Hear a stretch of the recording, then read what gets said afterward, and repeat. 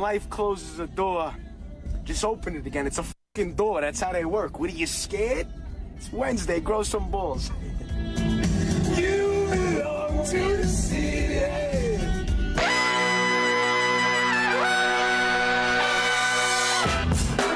Good morning, sweet world, and welcome to the No Dunks podcast on the Athletic Network. It's Wednesday, November 6th, 2024. I'm Jay Skeets here in the Classic Factory, and alongside me, as always, Tass Mellis. Podcast listeners, YouTube viewers, this is for you. Next to him, it's the Pickle Man, Trey Kirby.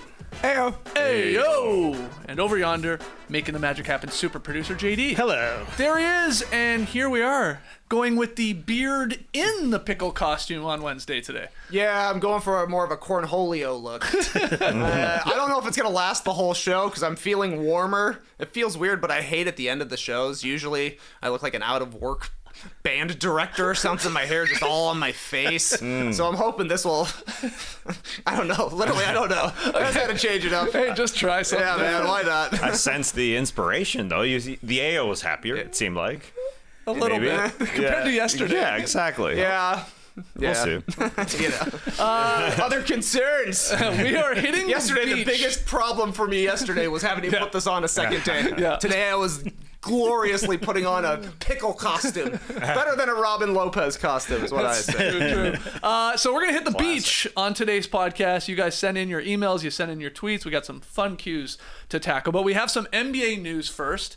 The league announced yesterday that 76ers star Joel Embiid will be suspended for 3 games for shoving columnist Marcus Hayes after Saturday's loss to the Grizzlies. I'm quoting Joe Dumars here, which he said in a statement, "Mutual respect is paramount to the relationship between players and media in the NBA. While we understand Joel was offended by the personal nature of the original version of the reporter's column, interactions must remain professional on both sides and can never turn physical." End quote. 3 games for Embiid. I think we have learned that he is going to start the suspension basically tonight, right? Shams reporting that he's going to miss tonight's game against the Clippers, Friday's game against the Lakers, and Sunday's game versus the Hornets, meaning he will make his debut, in theory, for the first game of the NBA Cup when the Sixers take on the Knicks November 12th. Because you have to start your suspension basically when you can play. So they have deemed, I can play. The suspension begins now. He's totally ready. What weird timing. Yeah. Starting for the Emirates Cup. That'll be his first game. Yes, Weird on the 12th stuff. in Philadelphia. Were you shocked at all by the 3-game suspension? Like, when we talked about it, we were like, he's going to get suspended. Yeah. He is. Be it 1, 2, 3 games. They go 3. Surprised. Too severe. Just right. It seems in the ballpark of being just right. You can't shove someone. That being said, I understand why Joel Embiid was quite angry at Mr. Hayes' comments, to basically say, hey, you want to play to inspire your son, who is named after your dead brother, then you got to show up for work. Quote, he said, you first have to show up for work. Embiid has been great at just the opposite. I mean, that was really, it was not the nicest thing to say. It just wasn't appropriate. And that's why they retracted it. That's why it was gone from that article. It was literally retracted. Hayes did apologize on Twitter. He said, quote, "So I rewrote the lead to my column and replaced the picture. I can see why so many people were upset about it. Sorry about that. Thanks for all the constructive criticism."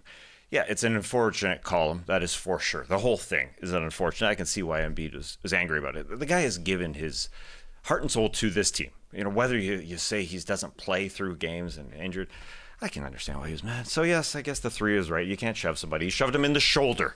By all accounts, he put his hand on Mr. Hayes' shoulder, and that was it. Frankly, that was the whole thing. I don't think this is the NBA mad about them not playing Embiid and Paul George in back-to-back situations, as they've said they're going to do. I don't think this particular suspension is about that. I think this is just about pushing someone. Can't put your hands on someone. Yep. It's not a professional matter. Yeah, exactly. When I saw 3 games, I thought it was a little excessive, so I went to look at, other recent suspensions for stuff. Isaiah Stewart, remember, got 3 games last year for punching Drew Eubanks before a game. A little bit different, certainly, but I'm like, off-the-court incident, 3 games, I guess it adds up. They had to set a precedent here because you can't have this kind of physical altercations between NBA and media, but Tass is right. Like, Marcus Haynes, he gets to apologize on Twitter. A lot of people, I'm sure, aren't seeing that, and then he's just going to go back to writing columns. It's a little unfair, I think, that Embiid bears the brunt of everything, but he's also the bigger name, and he's the one that the league can actually be in charge of and hand out discipline. I guess if I'm a Sixers fan, I would be most excited that I actually know when Joel Embiid is coming back. Yeah. You actually got a date on the calendar to look forward to him playing. Yeah, that's a good point. Yep. There was a lot of jokes flying that the punishment should be he has to play in the next 3 games. You saw that as a suspension, but I think this is the only second suspension of Embiid's career. He got into a fight.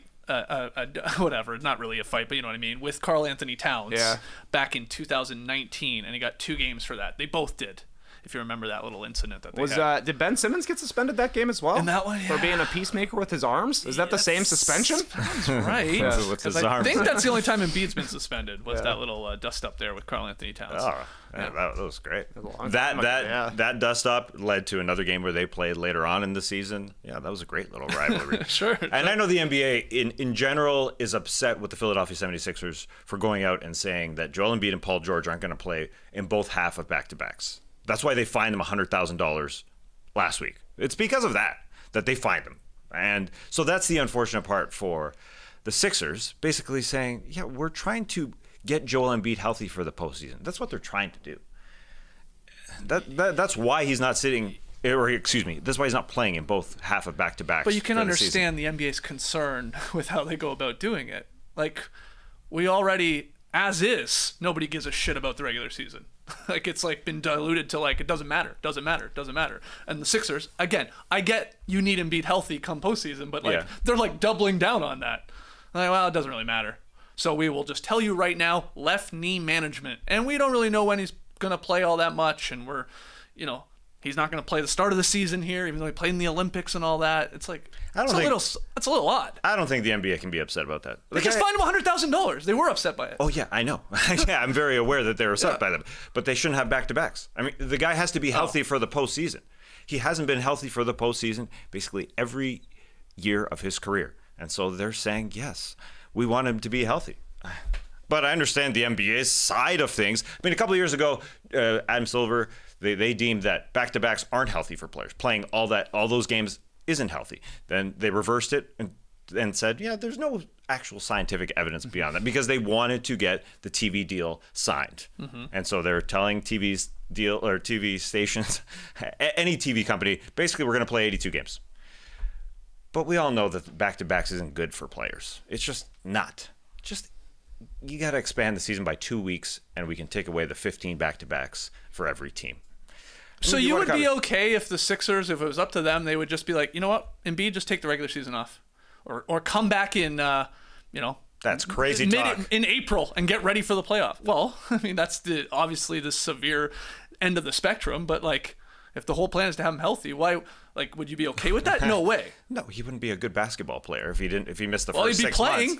Well, he'd be playing. Well, they said he's missing 15 games essentially because of their back-to-backs. I think they have the average is 15 in the NBA, so I'm just deeming it 15. I don't know what they have, somewhere around there. That he's missing 15 games. He hasn't been healthy since he's entered the league in the playoffs. Okay, but he has to be healthy for the postseason. He said it. I'm looking at this from a fan perspective. He just played in the Olympics. Yeah, he was healthy when I saw him. No back-to-backs there. Well, okay, the back-to-back, I'm with you. Maybe I get there that. are back-to-backs in the Olympics. But yeah, I think they're more concerned. Like, it's like they're not really calling it an injury. This specific part of his knee, it's like this management. They literally said left knee management. Well, and that's why they got fined, right? Was because they weren't forthcoming with the injury status. But that's because Embiid doesn't want them to be forthcoming with his injury status. Same reason they said it was a procedure last year, not a surgery, when everybody knew it was a surgery. So they got fined $100,000. That's nothing. Right? Like, that's literally nothing. And he's not playing. Just be honest with it, or lie better. It's basically what the NBA is saying when they come down with these fines. Yeah. Listen, back-to-backs ain't good. They want to copy the NFL in many ways. NFL, everybody plays because you only play once a week. We just got to take away a few days. You're just expanding it by 2 weeks. That's all you got to ask. That's all. That's all. Well, the issue right now is not him not playing in back-to-backs. It's not him playing at all. Well, yeah. Those are two massively different things. Yes. All right. Okay. Yeah. Anyway, as Lowe said, another very normal season for the Sixers in a decade-plus long streak of totally normal basketball seasons. Yeah.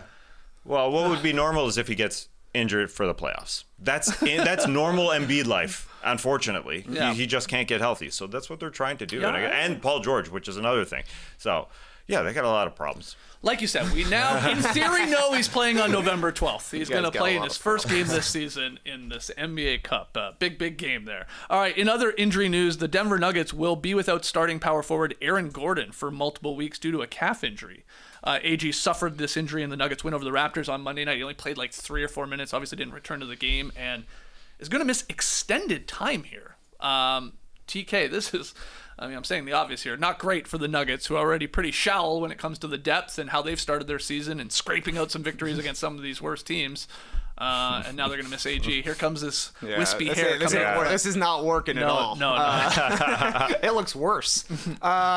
Speaking you're of playing worse, through it, though. Every pickle day you're here. Yeah, he's here. Back to back. I'm doing 5 straight back-to-backs in a pickle. Joel Embiid could never. Worst case scenario for the Nuggets would be Nikola Jokic going down for an entire season. This is maybe second worst case scenario because they're losing their starting power forward, their best defender, their backup center, and their bench ball handler, with Jamal Murray being out right now. Like, Aaron Gordon has been their second best player this season. Jokic is obviously doing his thing, but Aaron Gordon is just such an integral piece to the Nuggets for everything he does, the chemistry he has with Jokic. He's going to guard the big wings when he plays defensively. There were already question marks up and down the roster for the Nuggets with regards to their depth, and now you're having to dip in even further into the bag. We're getting Hunter Tyson minutes here. We're getting Zeke Naji minutes. It's your time. Peyton Watson probably going to be a starter here. He had a nice game against the Raptors. Certainly, let's see what it's like as a starter. You're playing with Jokic. You're going to get good shots. You got to knock him down. But I look at this, and it all depends on how long Aaron Gordon's going to be out, if he gets re-injured. But there's certainly play-in potential, I think, for the Nuggets right now. Yeah. Seems ridiculous, but I kind of compare it to the Warriors last season. They lost Draymond Green for 16 games. Not their best player, but definitely their best defensive player, and integral to the success of the offense with Steph Curry as well. He missed 16 games. The Warriors went 8-8. That's fine, right? Like 50% of your wins, that's okay. They finished with the 10th seed, 3 games from the 6th. It could happen that quickly, 1 month out. So, yeah, I'm a little worried if I'm a Nuggets fan. Yeah, especially in the Western Conference. I don't think that's crazy at all. We might be seeing the end of the Nuggets championship run right here. They could miss the postseason because of this, because of Aaron Gordon being out. He is their heart and soul in a very, very, very tough Western Conference. I mean, he's their heart and soul on the offensive end in a way as well, especially on the defensive end. The playoffs are not a guarantee for this team. They're 4-3. Only wins are against non-playoff teams from last season. Jazz, Nets, and the Raptors twice, which they kind of got lucky with. Anyway, their losses have been to playoff teams. Minnesota, the Clippers, and OKC all made the playoffs last season. So you got to play these good teams over and over again. They get OKC again tonight. Good luck with that. That's going to be very, very troublesome. But AG is just a glue guy. Yeah. And like a super glue guy, yeah. Yeah, glue guy is a little bit demeaning with Aaron Gordon, but he is literally, if there's any form of glue sticking that team together, it's that guy on both ends. Just there where he has to be on the offensive end for Jokic to pass it to him, and taking the other team's best defensive player a lot of the time, just being everywhere. So yes, the emotional part of it. This is big in that Western Conference. They're going to need a couple strong weeks here from Michael Porter Jr. to sort of like maintain maybe a 500 record or above, because he's had a couple decent games. I know he had a good one in the win against the Nets and the Jazz, but he is just, and it's like sort of been a knock his entire career, right? He's just not consistent enough for a guy that is paid max money. He has to really string these games together, and especially now with Aaron Gordon out, who just signed his contract extension, right before the start of the season, the 4-year, $133 million. So sucks for the Nuggets in a weird start to their season. I guess the only other takeaway is maybe this does set up for another Jokic MVP. Like, this was like the narrative we talked about. It's like, the only way he can win a fourth one is like if nobody plays on his team and he like drags them to like a good record once again. But I'm with you guys. I don't think they're going to be top 4 in the Western Conference. Doesn't feel like it. No. What we've seen at least so far, and now these guys dropping like flies here, it'll probably be near the bottom there of the playoffs or play in, possibly. Other injury news, Jeremy Sohan has suffered a fractured left thumb, and he's scheduled to have surgery this week. I just slipped that in there because they just keep coming. Every guy is getting injured here. He obviously has had a better year than he had last year. He was put in an uncomfortable position as a point guard last year. 15, 8, and 3. The numbers were there. Sometimes still looks a little clunky with him and Wembanyama, but this not good for the Spurs here. I don't know if you guys have anything to add to Sohan. Going to miss a couple weeks at least. It's unfortunate because he's a bit of a glue guy. Since we're talking about glue guys, he gets after it on the other team's very good offensive player, because he plays great defense. That's all. Stinky. It's stinky. This. No, well, the costume is very Pickle It's getting costume? warm on the inside. The Spurs have been better with Sohan off the court this season and last season. They want to see what he grows into as a player. He definitely has been better this year, but it's crazy to see a guy going up and shooting free throws one-handed. Like, that's wild to me. He'll still be able to do that. It's his left hand. So he'll keep the free throw percentage up, but I don't know that this is a huge absence for the Spurs. They would rather have their guy out there, but maybe this means more minutes for Stephon Castle, who's probably more so locked in long-term with the team. They need Devin Vassell back as well. Yeah, Right? Like, yeah. they're getting banged up. Chris Paul's looking old, but getting the team more in order. So, yeah, the Spurs, this is maybe good for their draft. All right, let's hit the beach. You got the buzz, I got the rockets. You got the nuts, I got the chocolates. We got that chit chat down pat, blah blah blah. You got that certain special, je ne sais quoi. Let's go to the beach, baby. All right, we're on the beach reading your emails and tweets. Keep them coming. NoDunks@theathletic.com. Tweet them in at NoDunksInc. Leave them in the YouTube comments. I got the first one here for you guys. There's something I've noticed following the league so many years, and it's the overrating of role players on teams in the premier cities like New York, LA, and more recently, San Francisco/Golden State. There are many examples recently of refusing to include these minor players in trades, like Terrence Mann for the Clippers, or Quentin Grimes for the Knicks, or Talen Horton-Tucker for the Lakers. Sean Highkin has dubbed this prominence for such players as the prestige zone. Do you have a favorite example of such a player or a specific trade for such a player, or a prestige zone starting five? Been listening since the No Season Required tour. Keep it up, gents. That is from Jamal. It's a fun question. Thanks, Jamal. The Prestige Zone. Sean Highkin has named it such. Yeah, I guess Talen Horton-Tucker was in the prestige zone. Oh, yeah. Because the Raptors tried to get him over and over and over again. A couple of times they said, you want Kyle Lowry for him? Nah, not going to do it. They gave him a first-round pick and Kem Birch as an offer? Nah, not going to happen. They tried. It didn't work out. I love seeing role players on championship teams and then them getting an offer somewhere else where we all get to see, how good is this player? Will he be deemed like just an okay player? Like, going way back, your Luke Longleys, your Judd Bushlers, are they going to be good somewhere else? Like Kentavious Caldwell-Pope, even before he won the championship, he got that Laker deal and people said, overpaid, not good enough. And then he won a championship with them. And then he did it again with Denver. So it's fun to see him with Orlando. And on those Denver Nuggets, I was interested to see Bruce Brown go get $20 million with the Indiana Pacers and then go to the Toronto Raptors. Hasn't really worked out all that well.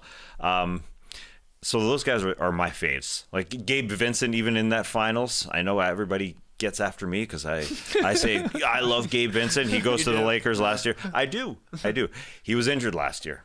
I'm blaming it on that. What's his excuse this year? He played 11 games last year. Yeah, he's not back to himself. He almost had the Tony Snell. I saw the graphic going around the other day. He had not one found himself. steal in whatever minutes he played. Yeah, shooting 30% from the floor. 3 of 10 shots. That's not good enough. 20% from 19, actually, from three-point land.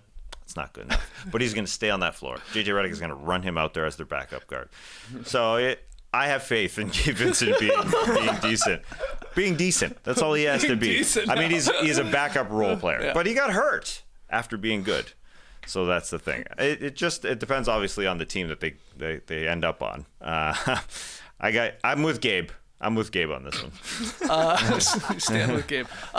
Do you have any prestige zone guys? And again, this is you're really focusing on the big markets, like New York, LA. I think that is a big part of it, was what Jamal was writing about. But go other teams. For me, I look at this and I see players who are kept out of trades because their team thinks they're going to be good, and then they don't really end up doing anything. And there was 2 names that come to mind for me instantly. 2010's number 1, J.J. Hickson with the Cleveland Cavaliers. They would not trade him for Amari Stoudemire during 2010 when LeBron was there. Instead, they end up getting Antoine Jameson. LeBron bounced, went to Miami the next summer. The other one, also from 2010, Rodrigue Beaubois. I have him in my notes as well. How could you not? Oh, good. Mark Cuban called him pretty much untouchable. Yep. And then 2 years later, he's like, he is still in our long-term plans. And then 2 years later, he was gone. Yeah, that's right. That's right. I was shocked to see that it was Tim McMahon who was writing up those articles on ESPN. I didn't know he'd been there that long. I read the exact same article in doing a little research on Roddy It's Beaubois. amazing. Yeah, he had one sick game. Literally one good game ever. It's a fantastic one. I actually was like, holy crap, we're old too. I looked it up. I think he's 36 years old. That's it. Rodrigo Tim McMahon? No, Tim McMahon's older. Ben McMahon's older, but man, he's only 36. Roddy. What? That's wild. He only played like 4 years, right, in the league. It was a short career. Yeah, one contract, I'm sure. Yeah. I'll go a couple current guys though in San Francisco with the Golden State Warriors. They could be. Podziemski, Kuminga. Maybe we even throw a Moody in there. We don't know. Like they could turn into be guys that you keep and want, and turn into like, you know, sort of not superstars, but obviously maybe borderline all-star guys or stuff like that. Or they could be perfect examples of prestige zone guys here. Yes. It's TBD. But I think I feel confident like one of those three will be, if we got this question 10 years from now, we would be bringing them up. That's what my gut says. All of them?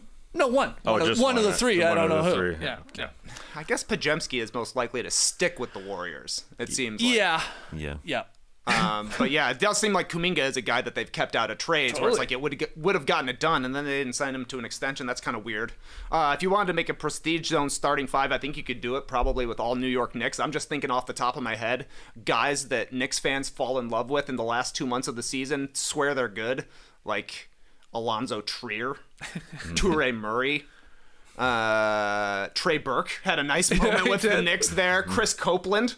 I'm just going off the top of my head. Who else do we got in the last few games for the Knicks? I mean, honestly, Quentin Grimes might fall into that category as well. Yeah.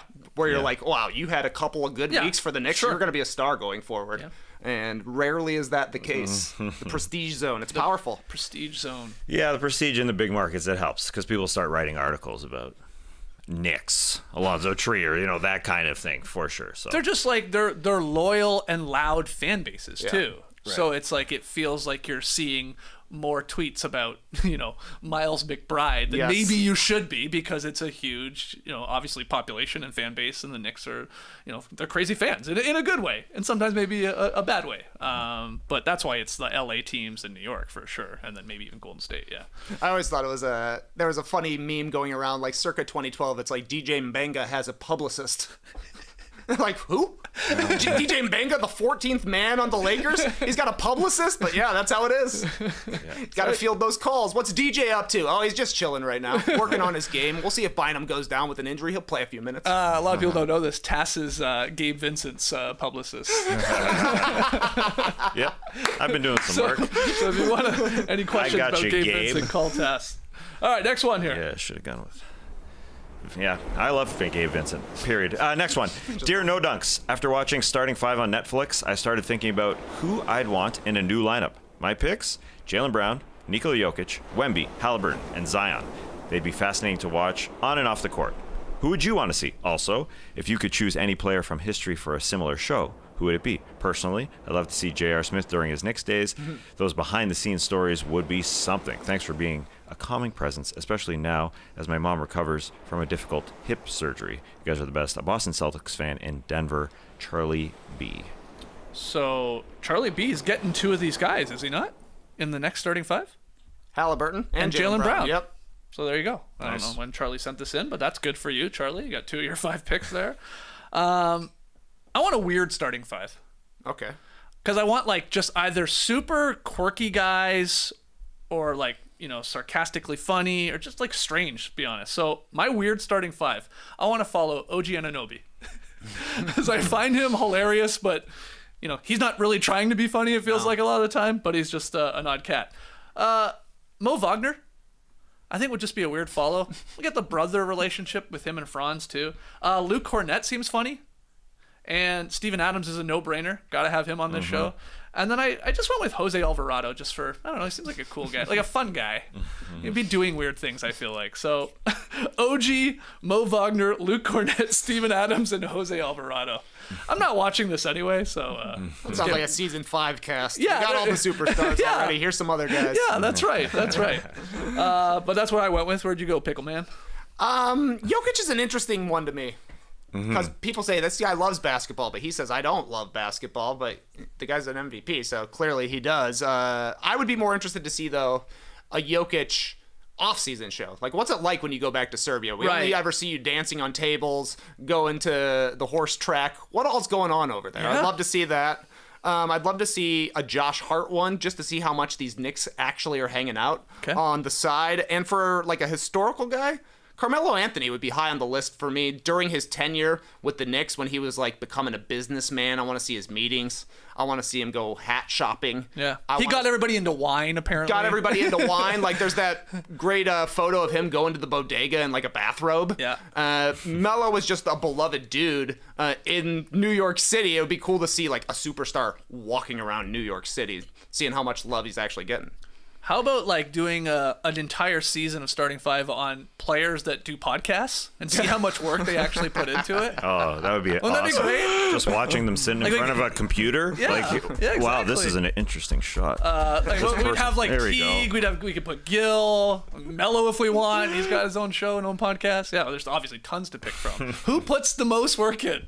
Who's grinding tape? Yeah, who's producing the most? Right. Who's sending the docs? Yeah. Wow, that would be. You think Gilbert Arenas has ever, after a show, gone to Josiah? Hey, I'll start the Google Doc for tomorrow. I'll start the Gil's Arena Google Doc. Rashad McCants slides in the Slack. All right, get your picks in. Who knows? Literally could be the most boring show in the history of shows. It'd be made for us, though. We would love it. We'd talk about it more than anybody. Yeah, it's interesting because, you brought up J.R. Smith. It's all about the production. How much are they showing of J.R. Smith? Right. Because I watched J.R. Smith become a golf player. He had a series on Amazon in North Carolina A&T. It was good. A lot of it was at his computer, sort of like he's making a podcast. I mean, Cool. he's just sitting there. But it was good. But yes, once I started thinking of players like, Steven Adams, easy. Hey, what are you doing, Steven? I'm just eating my brekkie, mate. It would just be funny enough. He'd be funny. He would just period be funny. It's all about the production. And I started thinking of teams. Like I started going to championship teams that you're going to follow for a year. I thought the 2010 Lakers would be ridiculously good. Like if it was Kobe and Pau showing you their relationship after Kobe ran through Pau's chest in the Olympics, like that connection. Ron Artest praising his psychiatrist after the finals. I would love to be a fly on the wall during his meetings with psychiatrists. I mean, it goes on and on with Lamar Odom. I was going to say Lamar Odom. The things he was going through. Shannon Brown was with Monica. Monica can come on an episode. Just sing a song for us, please, Monica. Andrew, she can't make it. She already bailed on us once. Yep, She's banned. She's totally banned. Yeah, she missed her appointment with the starters once upon a time. Andrew Bynum, Luke Walton. Maybe we could have met with Bill Walton then. I mean, that's a stacked team of personalities. Any other names deep on that bench you want to mention? Not DJ Binga. Yeah. He was on that bench, right? I took over as his publicist. Trying to get as many mentions on a podcast as possible. 29, 2010. You know what, though? Your idea about following Jokic like during a summer, there's something there that if, like, especially with all these like international superstars in today's game, it'd be sort of cool if you like, okay, we follow Luka for a summer, we follow Jokic for a summer, we go to Hamilton with SGA. I don't know. I don't think he goes back to Hamilton, but the point is, like, I like that idea. Yeah. Steven Adams, even if he goes back and stuff like that. Kevin Durant and Devin Booker. What was it like when you were on that boat doing the slides? I would love to see that. Yeah. That was a good photo. To see Devin Booker in the Olympics where he just jumped on that bike and just left the party that he was at. I mean, yeah, sure. Well, you might see all that. Aren't we getting an Olympics documentary? We are next summer. Okay, coming in. But you're right. Summers are way more. There's way more personality for players quite often that you see. You see them as themselves, right? Like Adam, I went back and checked that 2010 Lakers championship roster. Adam Morrison was on that team. Oh, yeah. I don't know how fun he'd be during the season, but in the summer you get more of him playing video games and stuff. That would be cool. All right. Next one here. This is from Anders in Norway. When Kat hits a 3 in MSG, the announcer must say, 3-point goal, Karl An-TONY, to make it sound like Carmelo. Can we make this happen? Do we like this idea from Anders? So go ahead. Yeah, so you don't want him to say towns? I know. I guess not. But it'd be funny enough to hear the announcer say, Karl An-TONY. Towns. Yeah, that'd be good. Yeah, that's good enough. Maybe not all the time, but slipping in every once in a while. Keep people on their toes. Not a bad idea, Anders. No, that's good. It is a good one. Just see, they don't have to be questions. Sometimes they can just be suggestions here when we get on the beach. Can we make this happen? Unlikely. Probably tough. I don't think we can. We can't probably do it. But who knows? But we like it. We're signing off on it. Mike Walzewski. That's the guy. Knicks PA guy. Okay. Do we know if he's on social media? He's on Facebook. Do we know his publicist? He's that old. Exactly. Yeah. Somebody poke him. Okay.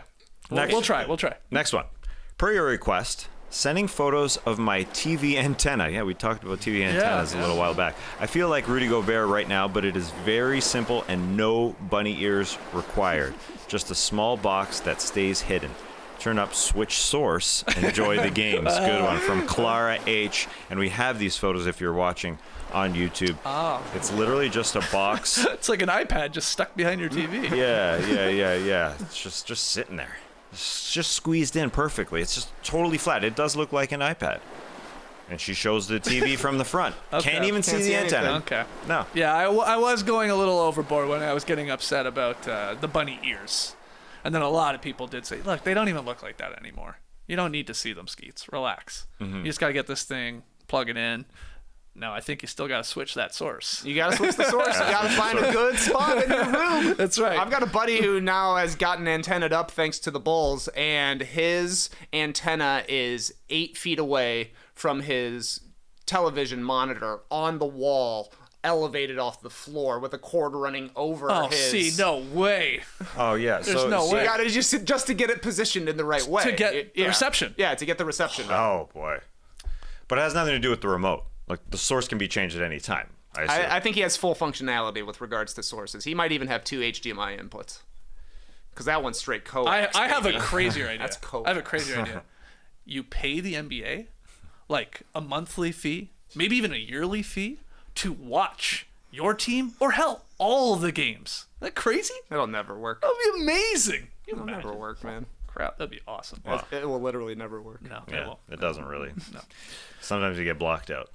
Good to see that we've had some, technological advancements though with antennas. Antennas are back. Yeah, they're squares. It's now. like I don't even feel right calling that an antenna. That's the weird part. It's got to be longer and skinnier. I agree. It's got to be totally silver, agree. longer, and skinnier. Must be silver. The best conductor. We all know it. How did Adam Silver not say it's got to be silver? Like, you'd think that'd be the one thing he would be like, demand from our antennas. But all right. Thank you, Clara, there for sending those photos in. All right, next one. Longtime fan, first time in years DMer. Not sure if it's been pitched before, but I'm thinking it would be cool if free throws were like coach's challenge. If you miss the first, you don't get a second. If you hit the first, you get a second.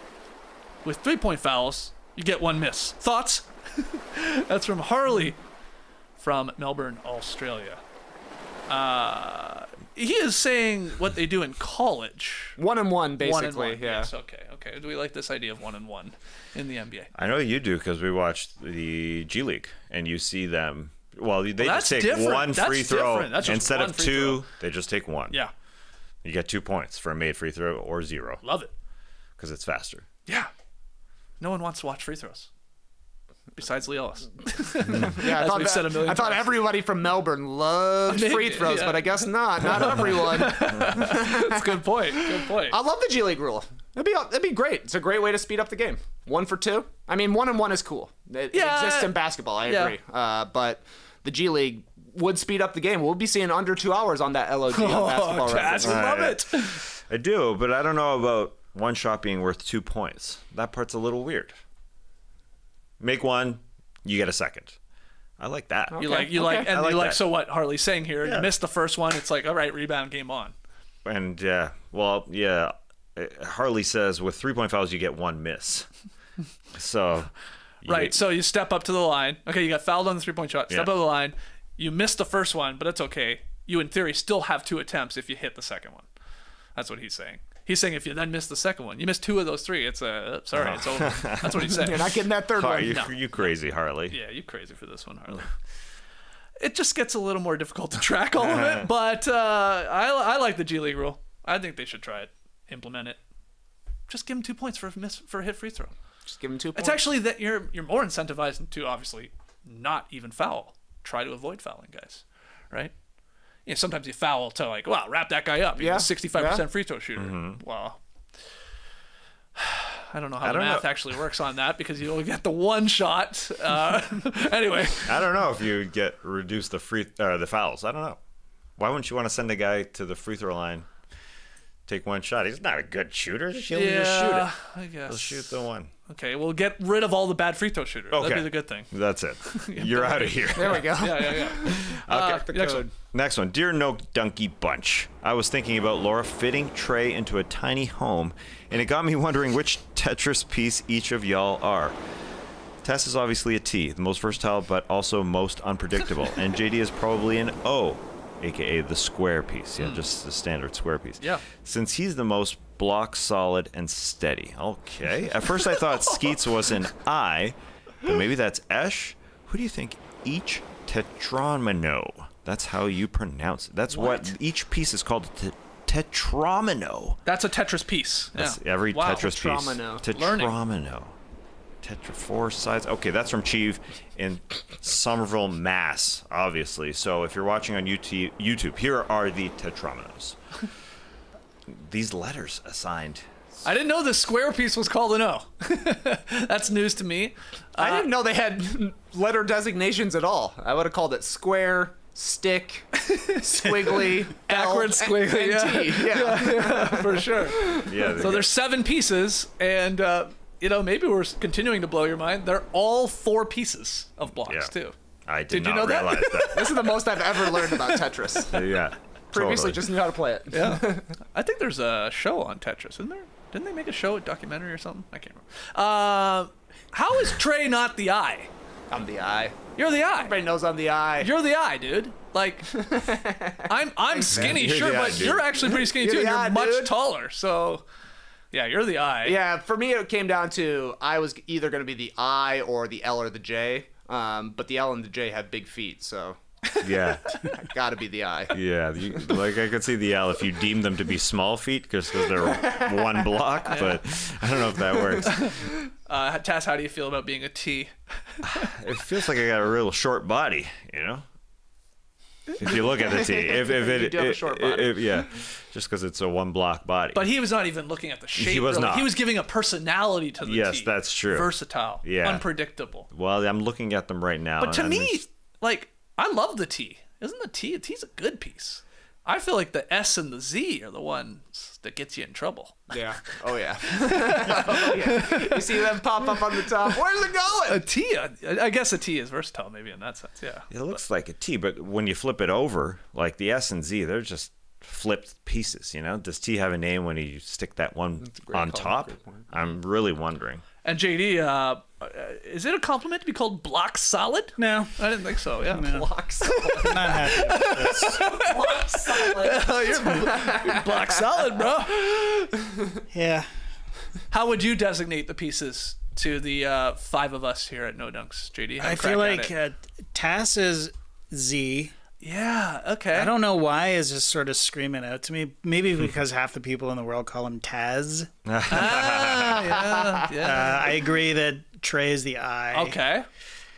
You know, Skeets is the S, and I would be the J, I would think, you know. Just That's a because good that's way our to do it as well. names. But, yeah. I don't know. I'll take the O. Fine. Okay. Fine. I don't think that's an insult. All right. Thanks, Taz. You're never upset to see the O. at the That's top. true. Yeah. That's Super true. happy. Yeah. No. Just the O. Just, keep loading them up on top of each other. Just put them over to the Yep. side, man. Just keep Yep. going. Keep going. Exactly. Keep going. That would be the best Tetris. Just all squares. What a question, Chief. You won't believe this. That wasn't even the craziest question Chief sent in this week. That's a Yeah. great point, man. You know the Celtics are blowing teams out with these kind of emails Cheeve is sending in. He asked us what our favorite vertical foods are. And they might be coming up here in the next question, to be honest. Okay. Well, let's get to that last question. It's very simple. It's from Beast 902. It was on YouTube. Power rank Pickles, please. So Sea Beast wants a power ranking of, I guess, let's call it top 5 pickles. And of course, we're going to turn to the pickle man himself. Let's do a top 5. Top 5, top 5, top 5. Let's go. Top 5, top 5, top 5. Power rank pickles, please. You want to feel insane? Spend an hour Googling, is this pickles? I was like, is kimchi pickles? Yes. Oh, man. We're getting Is jardinera pickles? Yes. some technicalities here, maybe. Eh? Okay. Oh, yeah. So here's my top 5 pickles. Okay. Here is my top 5 pickles. They are very lenient with the definition of pickles. At number 5, the gherkin. Okay. Wow. Okay. Delicious. Yeah. Delicious He loves pickle. it. He loves it. Yeah. Yeah. Bumpy. And the most fun name to say. Yeah. Gherkin. Yeah. Love it. At number 4, jalapenos. A pickled jalapeno. Wow. Delicious on a nacho, though I gotta say, it's unfortunate what's happened to the breeding stock with jalapenos. I agree. They're breeding them to be bigger and sweeter. It's taken away some of the spice from our jalapenos. But still, I love them. You are right. You are right. I feel like you can get good jalapenos, and then you can get Yes. straight up like bad jalapenos. That you're like, what's the point of this? That's right. Yeah. Yeah. Good ones though. Even a bad jalapeno, I'm not mad at it. I do like mad, the but flavor and the you want sweetness. some heat. I want some heat. Yeah. I want some heat, which is why coming in at number 3, Okay. spicy jardinera. Spicy jar. Hey, name a vegetable. We'll chop it up.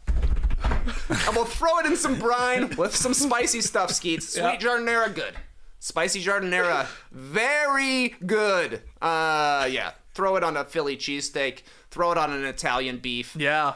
Throw it on a muffaletta if you want to. I know they're putting olive spread on there, people. You're acting like I don't know that. Yeah. Stupid. That's a good pick. It's essentially the best parts of a jalapeno. It's like spicy and a little bit of heat. Yeah. Right? Yeah. You know, like all combined. Have you ever done your own homemade?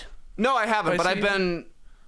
I've been thinking about it. I've really been thinking about doing my own homemade spicy jardinera because you can't find it around here.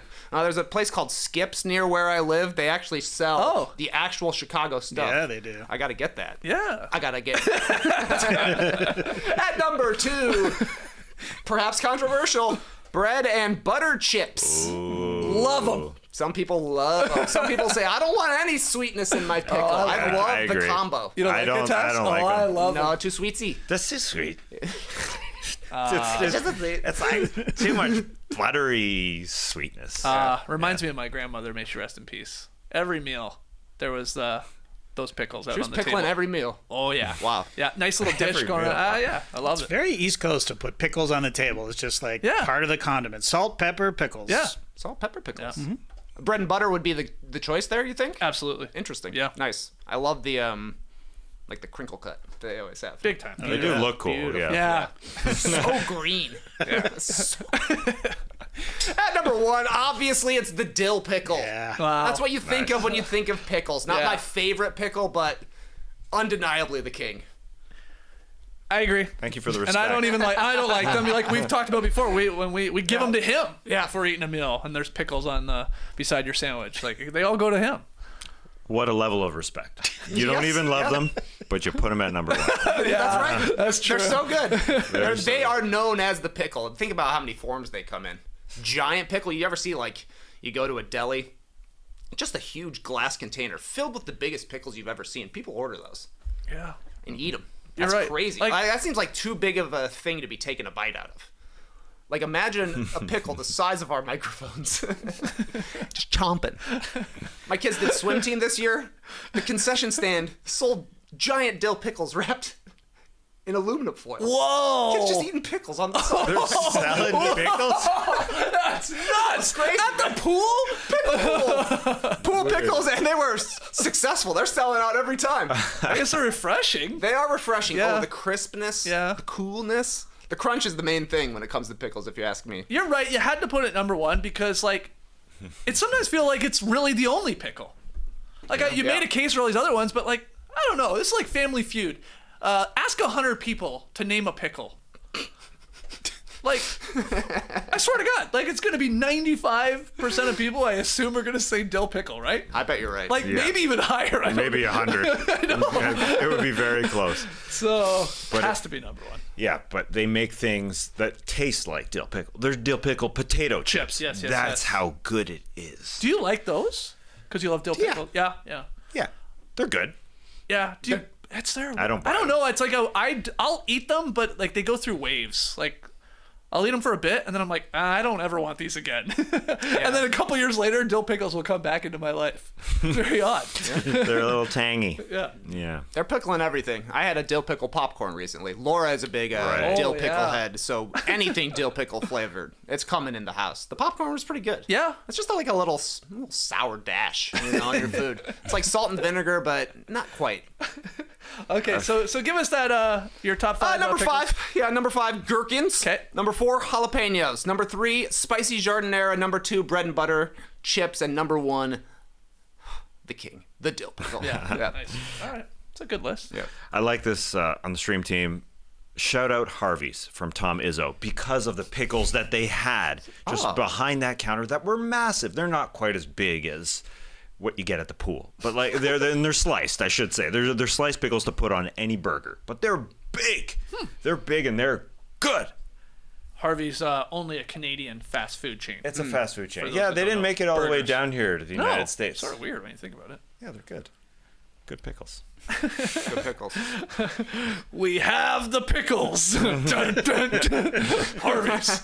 Okay, speaking of pickles, let's go to the pick game for tonight. Wednesday night tasks, a million games to pick from. We don't have 15 games on, but there's over 10, so where are we going? Yeah, 12 games. That's a lot of games. The 76ers going to visit the Los Angeles Clippers. Clippers, just a small line here, are favored by 1.5. It's Paul George, baby, going back to the Los Angeles Clippers. So I was excited for this. I want to see what happens. I think it's a really good schedule. There's a lot of good games. Warriors, Celtics, Lakers, Grizzlies. Let's see John Morant spin around Anthony Davis. The Knicks are here in Atlanta. But anyway. Thunder Nuggets, yeah. Thunder Nuggets, of course. Yep. Sixers at Clippers. To me, I think Philadelphia's got a lot to play for. I think we'll get a good Paul George game. So I got the Sixers. We're split. Trey is with the Sixers as well. Ash and Skeets are taking the Clippers at home. Yeah. Clippers 1.5 point favorites. So close line here, but Clips need to win by 2 for me and Ash. Otherwise, you guys will get the victory. What about Harden's revenge? Double revenge. Yeah. Which revenge wins out? We'll find out tonight in the Intuit Dome. Yeah, lots of games on tonight. We will be back tomorrow to break down as many as possible. But keep your questions coming for the next beach step at nodunks@theathletic.com or tweet them in at nodunksync. Until tomorrow, Clipper Bro. You heard it here first. Have a great time. Turn up. Love you guys. Awesome. Thanks for joining us, and remember, not really fitting here because I just learned something, that Harvey's has a pickled poutine, and it looks awful, according to Tom Izzo. Tom Izzo. Yeah. It's Tom Izzo on the stream team. Okay, cool. Not the actual Tom Izzo, but pickles, gravy, and cheese on fries?